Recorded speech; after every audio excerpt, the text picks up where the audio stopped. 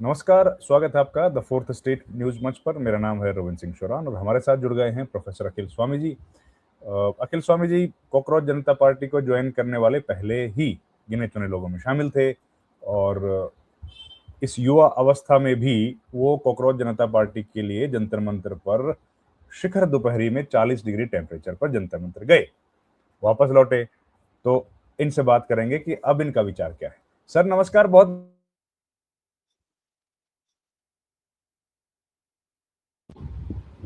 मेरी आवाज आ रही है सर? जी हाँ, जी हाँ, जी हाँ। सर मैं कह रहा था कि आप गए वहां, कैसा माहौल था, और अब आप कह रहे हैं कि आपने तो छोड़ ही दिया। थोड़ा सा विस्तार से बताइए ना सर दर्शकों को। भाई देखिए रवींद्र जी, मैं बेसिकली एक अध्यापक हूँ। मेरा जो सर। पृष्ठभूमि है, मैं अध्यापक, मैं जर्नलिस्ट नहीं हूँ। मैं बहुत प्रबुद्ध व्यक्ति नहीं हूँ, मैं अध्यापक हूँ।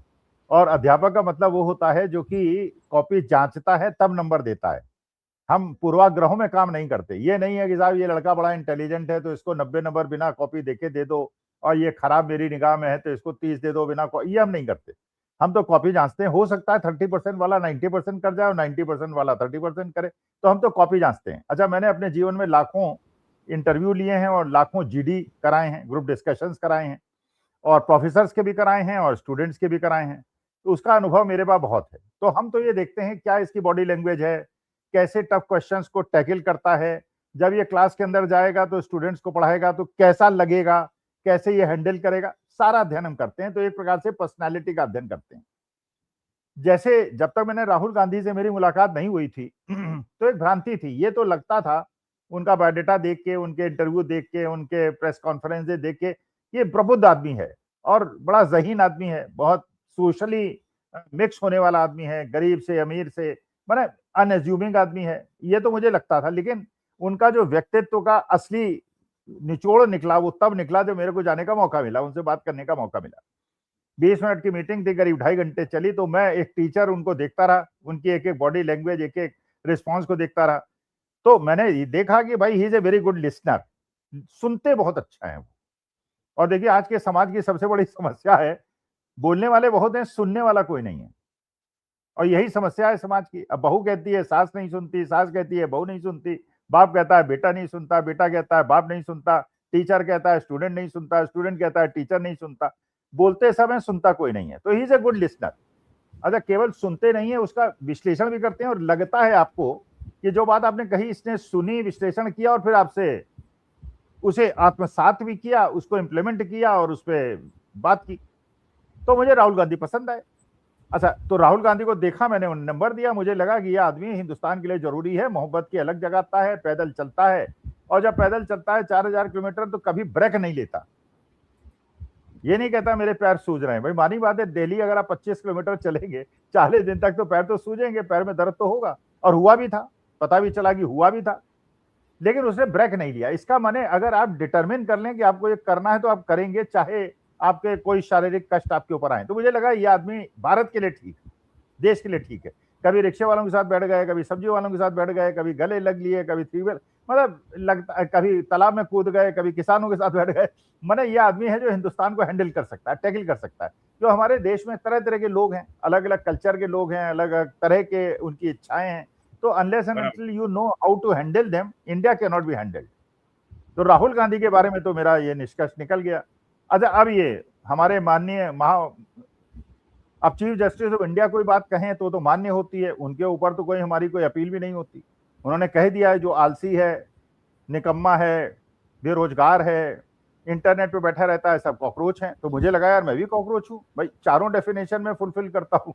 मैं तो बेरोजगार हूँ, अच्छा निकम्मा हूँ, पता नहीं खुद को तो नहीं लगता, लेकिन पत्नी कहती है काम वाम कुछ करते नहीं, तुम तो निकम्मे हो। अच्छा, उसके बाद इंटरनेट पे 10 घंटे बैठता हूँ। अब पता नहीं आपकी पत्नी कहती है कि नहीं कहती है, वैसे नॉर्मली मुझे अरे लगता सर। है कि सारी पत्नियों को लगता है पति काम वाम कुछ नहीं करते। तो होता है, तो आइंस्टीन से भी उनकी पत्नी यही कहती थी, क्या करते हो, तुम्हें कुछ करते तो हो ही नहीं तुम। उनके हिसाब से काम करना है, घर का काम करना है, वही काम होता है, बाकी कोई काम नहीं। अपनी पत्नी को सुना दीजिएगा। तो अच्छा, उस, तो उसके बाद जो है, अब मैंने इसीलिए कहा कि भाई ठीक है, ये चारों मेरी वो पूरी होती है क्वालिफिकेशन, तो मैं कॉकरोच बन गया। अच्छा, मैं कॉकरोच बन गया तो कॉकरोच जनता पार्टी भी मुझे जाना चाहिए। भाई कांग्रेस तो कांग्रेस है ना, वो ये थोड़ी कह रही है हम कॉकरोच है। कॉकरोचों ने कहा हम कॉकरोच है, मुझे लगा मैं कॉकरोच हूं तो मैंने उसे ज्वाइन कर लिया। लेकिन मैंने कहा यार जाके देख तो लूं ये है क्या, कौन है ये, क्या कर सकते हैं क्या नहीं कर सकते। मैं चला गया। अरे मैं अकेले नहीं गया, मेरी पत्नी भी गई। हम अरे लोग वाह। एक ही उम्र के हैं, दोनों गए वहां। धूप थी बड़ी तगड़ी और बड़ी बुरी हालत थी भाई। मानी बात है बुढ़ापे में, बुढ़ापा तो नहीं है चलिए 74 ही का हूं, लेकिन परेशानी हो रही थी, कमर में दर्द हो रहा था और समस्या हो रही थी। लेकिन हमने कहा नहीं, देश के लिए, भारत माता के लिए इतना कष्ट तो सहना ही पड़ेगा। हम 3 घंटे रहे वहां, मैं ऑब्जर्व करता रहा बच्चों को। लेकिन मुझे लगा यार ये अपर मिडिल क्लास के इंटरनेट पे बैठने वाले, एयर कंडीशन में रूम में बैठने वाले बच्चे हैं। इन्हें अगर वीआईपी ट्रीटमेंट मिल जाएगा, अगर इन्हें पुलिस सपोर्ट मिल जाएगा, सरकार का सपोर्ट मिल जाएगा, तब तो ये सब नाटक कर लेंगे। लेकिन अगर इन पे लाठी चल गई एक बार भी, या वाटर कैनन जैसे उस पे चला दीपेंद्र सिंह हुड्डा पे, आप जानते ही, आपका भी गांव का बैकग्राउंड होगा, एक बार वाटर कैनन या ट्यूबवेल का पानी अगर आपके पीठ पे पड़ जाए तो इतना दर्द होता है कि दिमाग ठीक हो जाता है, महीनों दर्द होता है, क्योंकि it runs like a bullet. अब दीपेंद्र हुड्डा पे हुआ, यूथ कांग्रेस एनएसयूआई के बच्चों पे जो किया, तो कई लोगों की आंखों के आसपास से आंसू, खून भी आ गया, क्योंकि वो प्रेशर से पानी पड़ा था। बहुत तेज प्रेशर। लेकिन वो लड़ रहे हैं, हजारों लोग सड़क पे उतर रहे हैं, लड़ रहे हैं, मर रहे हैं, गाली खा रहे हैं, पिट रहे हैं, लेकिन फिर दोबारा चालू हो जा रहे हैं।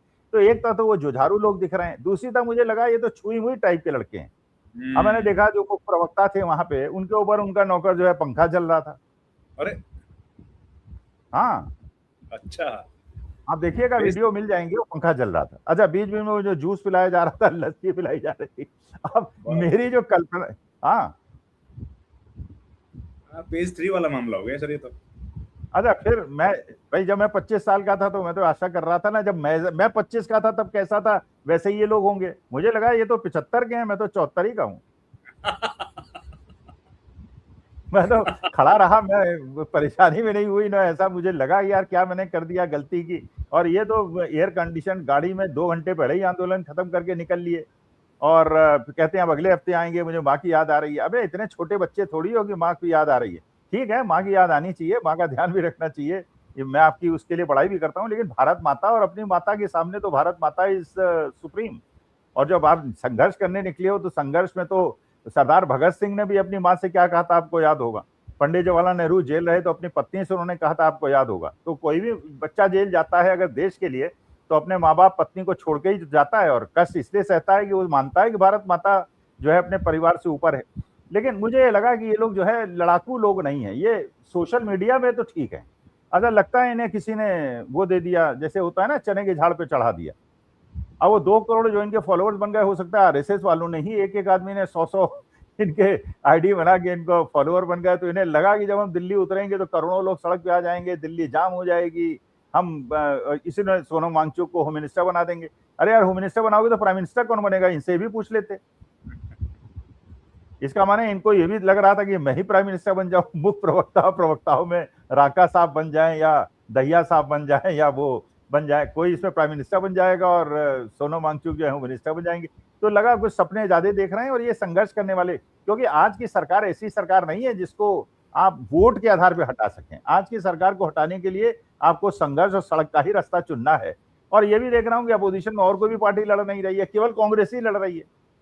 आम आदमी पार्टी भी नहीं लड़ रही है, आम आदमी पार्टी इंडिया गठबंधन में भी शामिल नहीं हो रही है। तो मुझे लगा कहीं ये आम आदमी पार्टी का ही तो एक्सटेंशन नहीं है, उन्हीं की कोई बी टीम तो नहीं है कि बीजेपी की बी टीम आम आदमी पार्टी और आम आदमी पार्टी की बी टीम कांग्रेस जनता पार्टी। शक पैदा हुआ। लेकिन मुझे लगा लड़ने वाले लोग नहीं है, लड़ नहीं सकते। ये जो है इनको सोशल मीडिया अगर विंग का इंचार्ज बना दिया जाए तो कमरे में, एयर कंडीशन कमरे में बैठ के they can fight very good battle, but ये सड़क वाले योद्धा नहीं है।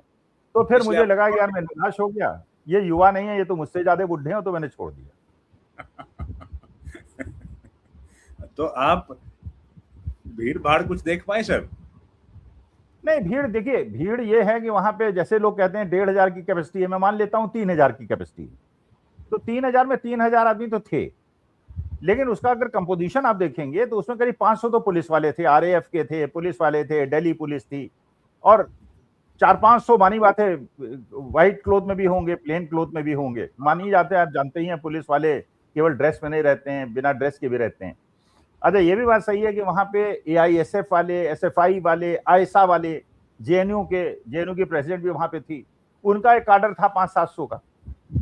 वो अपना ढपली अपली बजा रहे थे, जैसे वो करते रहते हैं हर जगह। वो अपना, उनका एक अलग विचित्र रूप है, लाल पट्टा बांध लेते हैं और ढपली बजाते हैं, वो लोग थे। फिर इसके बाद में यूट्यूबर्स बहुत थे हमारे आपके जैसे, वो सोच रहे थे एक रील बनाएंगे, कुछ पैसा कमा लेंगे, तो उसमें भी 400-500 लोग ऐसे थे। माने जो इंडिपेंडेंट ऐसे लोग थे, जो मैं चाह रहा था कि ए पॉलिटिकल लोग होते, जो परेशान लोग होते, जो सही में झेले हुए लोग होते हमारे जैसे, वो 200-300 लोग थे। ये तो कंपोजिशन से मुझे, मैं तो देखना चाह रहा था कि वहां ए पॉलिटिकल लोग हों, जिनका ना एसएफआई से मतलब हो, ना कांग्रेस से मतलब हो, ना किसी पार्टी से मतलब हो। उन्हें तो ये मतलब कि मेरे देश के बच्चों के साथ अन्याय क्यों हो रहा है, वैसे लोग कम थे।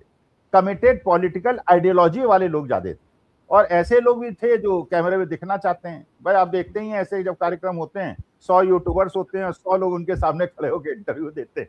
वो भी चाहते हैं कहीं यूट्यूब में हमारा चेहरा दिख जाए। तो कुछ पैसा कमाने वाले, रील बनाने वाले और फोटो दिखाने वाले, तो वो लोग भी बहुत सारे थे। खैर मैं तो, चलिए, एक मेरा लक्ष्य था अपने देश के बच्चों के साथ, युवाओं के साथ, उनके दर्द के साथ मैं खड़ा था, जिससे मैंने अपने कर्तव्यों का निर्वहन किया। और कॉपी जांची मैंने, कांग्रेस जनता पार्टी की, मुझे लगा ये फेल होने वाली पार्टी है, मैंने उसे फेल किया, लाल निशान लगाए और फेल करके पार्टी छोड़ दी और फिर निकल लिया। चलिए सर, ये है पूरी बात।